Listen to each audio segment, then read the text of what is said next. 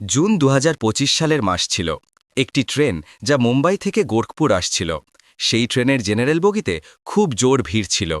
সেই জেনারেল বগির জানালার সিটে একটি ছেলে বসেছিল এবং সেই ছেলেটি নিজেকে সেই ট্রেনটির বরং সেই দুনিয়ার সবচেয়ে ভাগ্যবান মানুষ মনে করছিল। কারণ তার ঠিক সামনেই একটি মেয়ে দাঁড়িয়েছিল এবং মেয়েটি তার মাথার ওপরেই একেবারে দাঁড়িয়েছিল। এইটা বুঝে নিন যে এত ভিড় ছিল যে সেই মেয়েটি সিট পায়নি। আর তার স্যুট থেকে যে পারফিউমের সুগন্ধ আসছিল তাতে সেই ছেলেটি মদহোশ হয়ে যাচ্ছিল। কিছুক্ষণের মধ্যে দুজনের চোখাচোখি হয় এবং সেই ছেলেটি সেই মেয়েটির চোখে হারিয়ে যায়, কারণ মেয়েটি তাকে দেখছিলই এমনভাবে। কিছুক্ষণ পর সে তাকে তার সিটে জায়গা করে দেয়। একটি সিঙ্গেল সিটে দুজন বসে পড়ে এবং তারপর একটি আলাদা কাহিনী শুরু হয়। কিন্তু সেই ছেলেটি জানত না যে সে কত বড় মুসিবাতে পড়তে চলেছে, কারণ সে তার মা এবং মাসির সাথে যাত্রা করছিল এবং কিছুক্ষণের মধ্যেই তার মায়ের অবস্থা এত খারাপ হয়ে যায় যার কোনো হিসাব নেই। মাঝপথে ট্রেন থামাতে হয়। সেই ছেলেটি সেই ফ্যামিলির সাথে নেমে যায় এবং তারপর তার লাখ লাখ টাকাও খরচ হয়ে যায়। কিন্তু তারপর যা হয় তা একটি খুবই আকর্ষণীয় কাহিনী। আসুন এই ভিডিওতে সম্পূর্ণ কাহিনী জেনে নিই। কিন্তু ভিডিওতে এগিয়ে যাওয়ার আগে শুধু সেই অনুরোধ যে ভিডিওটি লাইক করে দিন, চ্যানেলটিকেও সাবস্ক্রাইব করে নিন যাতে আমার হৌসলা বাড়তে থাকে। এই কাহিনী শুরু হয় মুম্বাই থেকে এবং এসে শেষ হয় উত্তরপ্রদেশের দেউরিয়ায়। জুন ২০২৫ সালের মাস ছিল। একটি ছেলে যার নাম মনোহর ছিল, তার কাছে কনফার্ম টিকিট ছিল না। গ্রামে আসা জরুরি ছিল, তাই সে জেনারেল বগিতে বসে সফর করছিল। কিন্তু এত জোর ভিড় ছিল, যখন সে ট্রেন ধরার জন্য গেল তখন তার সাহস হচ্ছিল না। কিন্তু তবুও ভাবল যে এক দু রাতের ব্যাপার, বসব এবং তারপর বাড়ি যাব।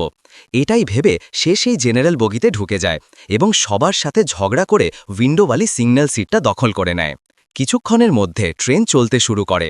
সেই বগিতে প্রায় ২৫০ থেকে ৩০০ জন লোক বসেছিল, যেখানে সাধারণত একটি স্লিপার বগিতে ৭০ থেকে ৮০ জন লোক বসে থাকে, অর্থাৎ যে সীমা থাকে তার ৩-৪ গুণ বেশি লোক বসেছিল। আর সেই বগিতে একটি মেয়ে যার নাম মনিকা ছিল, তার বয়স ২১-২২ বছর হবে। সে তার মা এবং মাসির সাথে সেই বগিতে উঠল, কিন্তু তারা সিট পেল না। মা আর মাসি কোনোভাবে মেঝেতে বসে পড়ল, কিন্তু হয়তো মেয়েটির মেঝেতে বসতে লজ্জা লাগছিল, তাই সে দাঁড়িয়েই থাকে। আর যেখানে দাঁড়িয়েছিল সেখানেই মনোহর বসেছিল, ঠিক তার পাশে দাঁড়িয়েছিল। আসলে ঘামে সে পুরোপুরি ভিজে গিয়েছিল। সব যাত্রীরই এই হাল ছিল, কিন্তু তার শরীর থেকে, তার স্যুট থেকে, যেটাতে সে পারফিউম লাগিয়েছিল, তার হালকা সুগন্ধ মনোহরের নাকে আসছিল, আর যাতে সে একদম মস্ত হয়ে যাচ্ছিল। ধীরে ধীরে ট্রেনের সফর চলতে থাকল। কিছুক্ষণের মধ্যে মনিকার তৃষ্ণা পেল। তার কাছে জল ছিল না। মাকে বলল জল, তখন তার মা বললেন জল তো ফুরিয়ে গেছে। যখন সে জলের জন্য ব্যাকুল হয়ে গেল এবং চান্সও ছিল না যে কেউ সেই বগিতে জল বিক্রি করতেও আসবে, কারণ গ্যালারিতে, মেঝেতে, বাথরুমের আশেপাশে, দরজার আশেপাশে একদম ঠাসা ভিড় ছিল।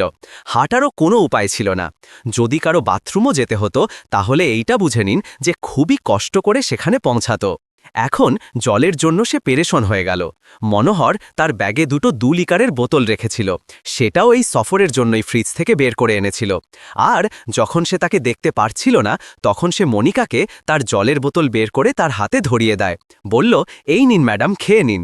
যেই মনিকা জল খেল, খুশি হয়ে গেল, ১-২ ঢোক খেল। তারপর ভাবল, ইয়ার এইটা নিজের জন্য এনেছে, আমি কতটা খাবো। তবুও সে তাকে জিজ্ঞাসা করল, আমি কি একটু জল আরও খেতে পারি? বলল, খেয়ে নিন ম্যাডাম, খাওয়ার জন্যই তো এনেছি। আর তারপর সে গট গট করে ১ লিটার জল টেনে নেয় এবং তারপর রাহাতের শ্বাস নেয়। তারপর সে বোতলটা মনোহরকে দেয়। কিন্তু মনোহর দেখল তার মা আর মাসি, তাদেরও তৃষ্ণা লেগে থাকবে, তাই তাদের দিকে বোতলটা করে দেয়। বাকি জল তারা খেয়ে নেয়। তার একটা বোতল শেষ হয়ে যায়। ভাগ্য ভালো যে সে দ্বিতীয় বোতলটা বের করেনি, নয়তো সেটাও সেই সময় শেষ হয়ে যেত। আপাতত সফর চলতে থাকল। এবার দুজনের চোখাচোখি হল। মনিকা মনোহরের দিকে দেখল, মনোহর তার দিকে দেখল, এবং তারপর ইশারায় কিছু কথা হল। মনোহর বলল যে কি বসতে চাইবে। একটু সরে গেল। সে মাথা নেড়ে হ্যাঁ বলল এবং তারপর তার পাশে বসে যায়। এখন যখন সে বসে যায়, তখন সবাই আশ্চর্য ভরা দৃষ্টিতে দেখল। আশেপাশে যারা যাত্রী ছিল ২৫-৩০ জন ছিল, কিন্তু এখন লজ্জার কারণে যে মনিকা ছিল সে চোখ বন্ধ করে নেয়। ভাবে যে যাকে দেখতে চায় দেখুক, যা ভাবতে চায় ভাবুক। আপাতত সে জানালার পাশে যখন বসে যায় হাওয়া তার গায়ে একটু লাগল, খুব স্বস্তি অনুভব করল এবং এইভাবে সফর চলতে থাকল। আর তারপর এবার যে মনোহর ছিল তার মনে নানা রকমের লাড্ডু ফুটছিল এবং সে নিজেকে খুব ভাগ্যবান মনে করছিল।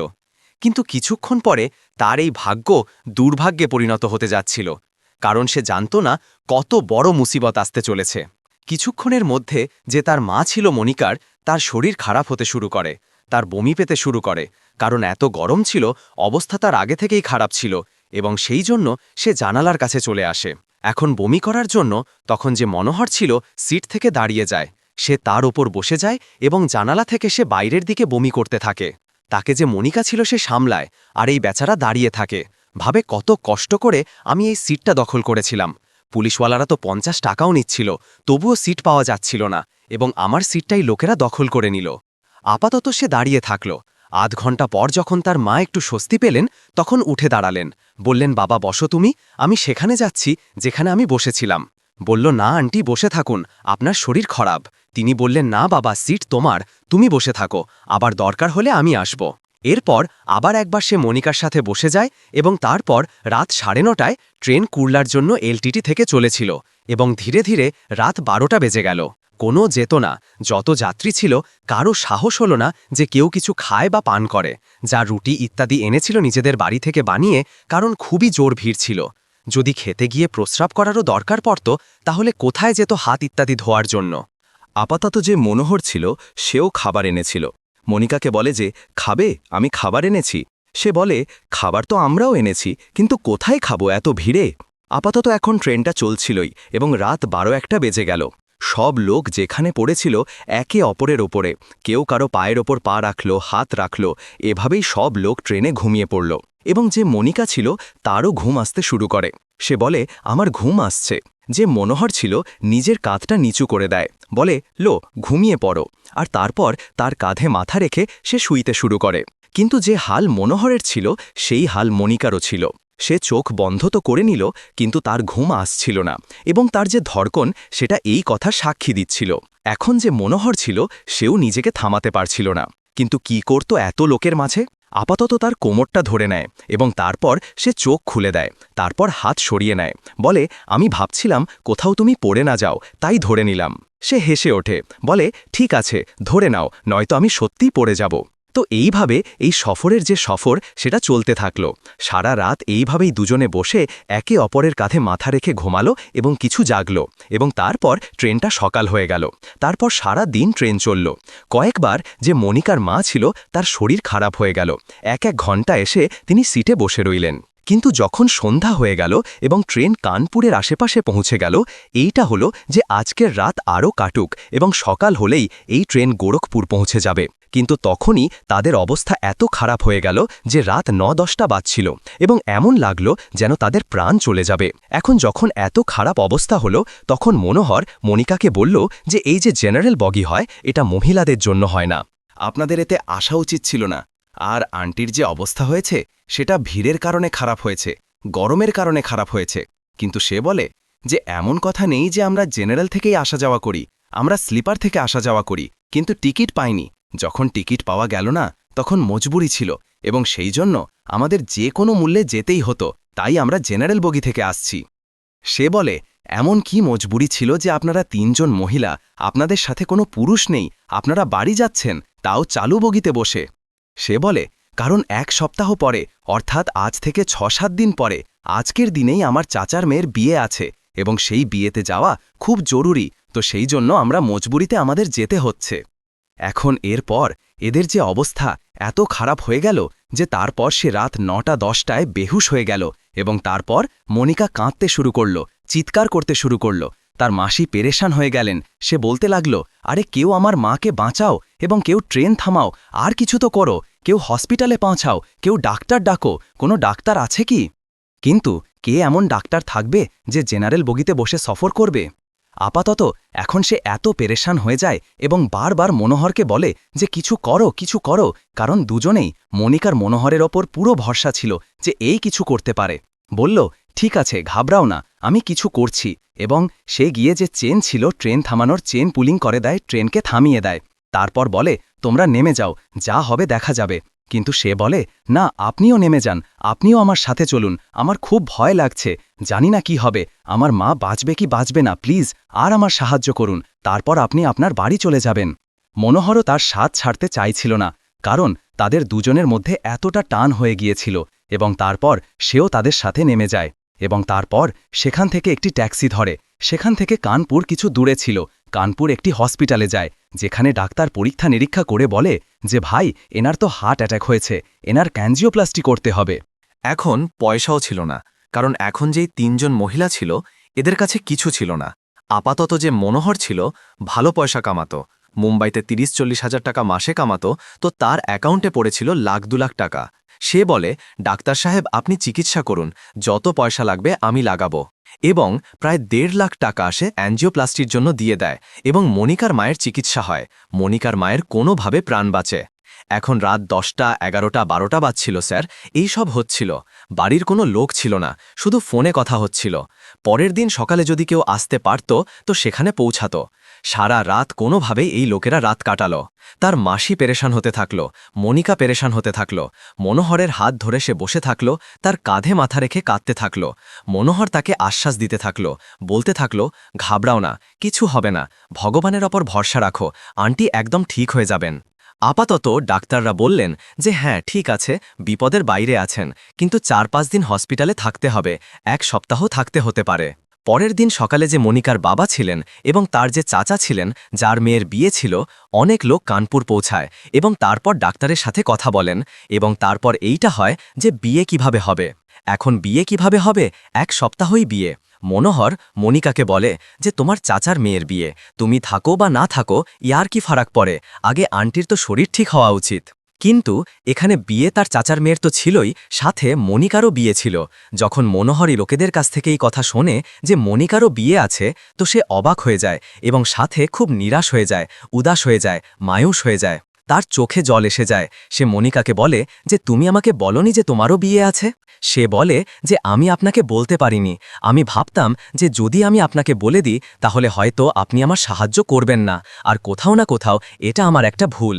সে বলে যে ইয়ার বলে দেওয়া উচিত ছিল, আর আমি না জানি কি কি ভেবে নিয়েছিলাম তোমাকে নিয়ে। সে বলে কি ভেবেছিলে? সে বলে এখন কি বলবো, যখন তুমি বলনি তখন আমি কি বলবো, এখন সব জেনে কি করবে। তার হাত ধরে নেয়, তার বুকে মাথা রেখে কাঁদতে শুরু করে, বলে আমি সব কিছু জানি, আর যে হাল আপনার সেই হাল আমারও। সে বলে কার সাথে বিয়ে করছো? কি তুমি আমাকে ভালোবাসো? বলে না, এমন কোনো কথা নেই, মা বাবা পছন্দ করেছে। আমি তো মুম্বাইতে থাকি, আমার বাবা রাজমিস্ত্রির কাজ করেন, তো আমরা সেখানেই থাকি। আমি আছি, আমার মা আছে, এবং তো আর কেউ নেই, তো সেই জন্য তাদের সাথেই থাকি। এখানে চাচা যে দাদাজি আছেন, এই লোকেরা ছেলে দেখেছে, তো ব্যাস ওইভাবেই বিয়ে ঠিক হয়ে গেছে। আর সেই দিনেই এক মণ্ডপে আমাদের দুজনের বোনের বিয়ে হবে, আর একই জায়গায় বারাত ইত্যাদি থাকবে, একই জায়গায় খাবার খাবো। ব্যাস এইটা যে ২টি আলাদা গ্রাম থেকে বারাত আসতে হবে। এখন এই সব শোনার পর তার মন ভারী হয়ে যায়, কারণ সে কি কি ভেবে রেখেছিল। ভাবছিল জীবনে সে একটা ভালোবাসা পেয়েছে, যার জন্য সে সব কিছু করতে পারে, এবং সে করেও ছিল। কিন্তু তার সব ইরাদায় জল ফিরে গেল। আপাতত সেখানে সে ৪-৫ দিন পর্যন্ত তার মা অ্যাডমিট রইলেন, এবং মনিকা যে মনোহরকে থামিয়ে রাখে, তার কাছে অনুরোধ করে যে থেকে যাও। আর এইভাবে তাদের দুজনের মধ্যে টান হয়ে গিয়েছিল যে মনোহরও সেখান থেকে যাওয়ার নাম নিচ্ছিল না। নিজের বাড়িতে ফোন করে দিল যে আমি কোথাও আছি এবং আমি ১ সপ্তাহ পর আসব। এখন ডাক্তার তাকে ১ সপ্তাহ পর ছুটি দিতে চলেছিলেন, কিন্তু বিয়ে একদম কাছাকাছি এসে গিয়েছিল, এবং বিয়ের সব প্রস্তুতি তার চাচা করছিলেন, নিজের মেয়েরও, যার নাম সোনম ছিল, এবং সাথে মনিকারও। তো বলে দেন যে আমি ২টি বারাতির ব্যবস্থা করে রাখব, এবং তোমরা চিন্তা করো না, ব্যাস বিয়ের দিনও যদি এসে যাও তাহলে বিয়ে হয়ে যাবে। কিন্তু এখন বিয়ের ২ দিন আগে ডাক্তারকে অনুরোধ করেন, সব কথা বলেন, তো ডাক্তার আবার তাদের ছুটি দিয়ে দেন। এই লোকেরা তাদের বাড়ি দেউজিয়াতে যায়। সেখানে এখন এই লোকেরা সবার সাথে দেখা করে, খোঁজ খবর হয়, এবং তারপর আবার যে মনোহর ছিল সে বলে ঠিক আছে আমি যাচ্ছি। মনিকা বলে কেন যাচ্ছ? তার চোখে জল এসে যায়, বলে আমি থেকে কি করব, এখানে আমার কি কাজ আছে? সে বলে না প্লিজ যেও না। সে বলে যে আমি কি করব এখানে থেকে, আর তুমি তো যাওয়ার পথেই আছো। সে বলে কিসমতে যা লেখা থাকে সেটাই হয়, আর আমি জানি যে আপনি আমাকে কতটা ভালোবাসেন, আমিও আপনাকেও খুব ভালোবাসি। যে পয়সা আপনি দিয়েছেন বাবা তো আপনাকে দিয়ে দেবেন, কিন্তু আপনি যে এহসান করেছেন সেটা হয়তো সারা জীবন আমি শোধ করতে পারবো না।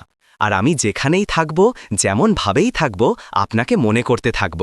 কিন্তু প্লিজ আপনি দুদিন আরও থেকে যান, ব্যাস আমার বিয়েটা হয়ে যাক, তারপর চলে যাবেন।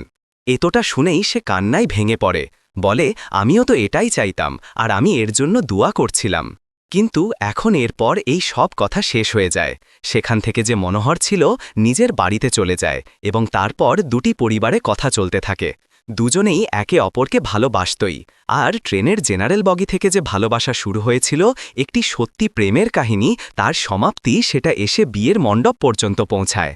আর ৩ নভেম্বর ২০২৫ তারিখে, অর্থাৎ এই কিছুদিন আগেই মনোহর এবং মনিকার ধুমধাম করে বিয়ে হয়।